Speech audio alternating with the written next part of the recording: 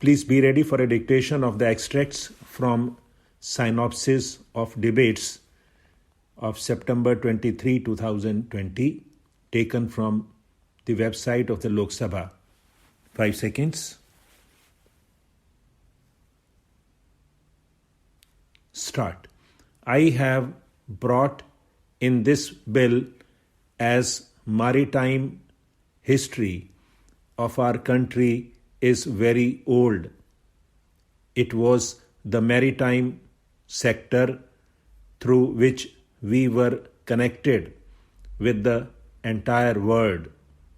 The oldest example and evidence of our being the oldest maritime sector is located at Lothal in Gujarat.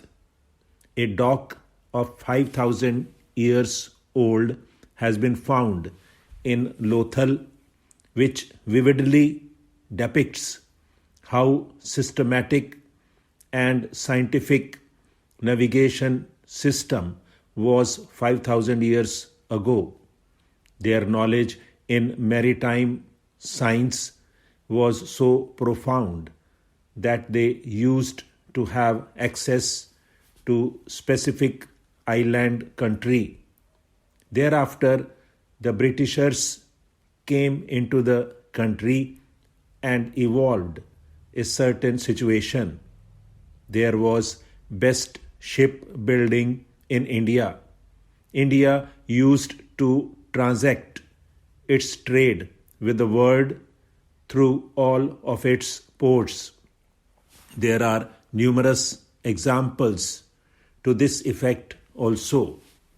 They were connected with African countries and all other countries through sea transportation. But the Britishers banned the shipbuilding and seafarers in the country when they came here. Moreover, they also made provision that only English captain will be there in their vessels. Since then, our maritime sector continued to be lagged behind and it remained neglected even after independence. Despite it being a neglected sector, today we have 204 ports. Today, competition is quite visible even in the port sector. Port sector is also required to keep pace with the changing time. I have brought the major port authorities bill in order to provide autonomy to the major ports and to make the activities of port sector hassle-free by adopting best practices and creating an ambience in which our port sector may compete with the port sectors of the world, and there may be a competition between private ports and major ports. Hence, I move that the House may take the bill into consideration. I support this bill.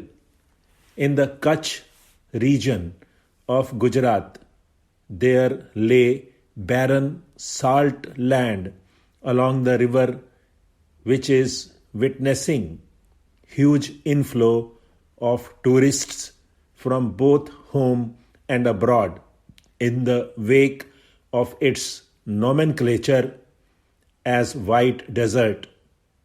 This has made a huge difference not only to our Kutch but also to the development and economy of entire Gujarat. My parliamentary constituency is coastal area. This houses the largest Asian ship-breaking yard, thanks to the passage of a bill relating to Hong Kong Convention, has the potential to double the trade of ship-breaking. The central government, in tandem with the state government, of Gujarat has taken a decision to set up the country's first CNG port with the investment of rupees 2,000 crore. This will create thousands of jobs and will promote the trade as well.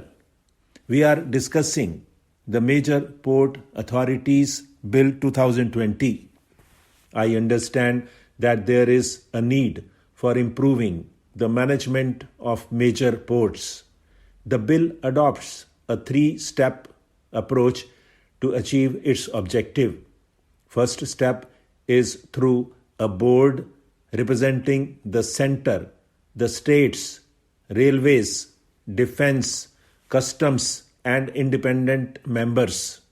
Second step is by giving greater autonomy to this board to make master plans.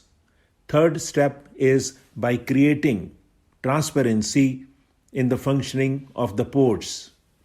It is literally taking away the involvement of the state government from the central government, wherein the board can actually decide on development of the port's master plan and everything.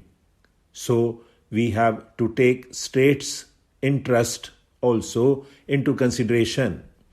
The fishermen and the communities which are dependent on the inland waterways have to be taken into consideration. A pilot project can be taken up by the government in Vishakhapatnam under the Sagarmala project. This bill has been brought in the House by the government with a view to extending and promoting the maritime transportation. It will facilitate and simplify India's trade and commerce with several countries of the world. With the passage of this bill, the maritime transportation system of the country will undergo a change at international level. At the same time, with the enactment of this legislation, the Major Port Trust Act 1963 will stand repealed and a totally autonomous and independent the major port authorities will come into existence. The major focus of this bill is modernization, minimum government and maximum governance, which will lead to boosting of trade.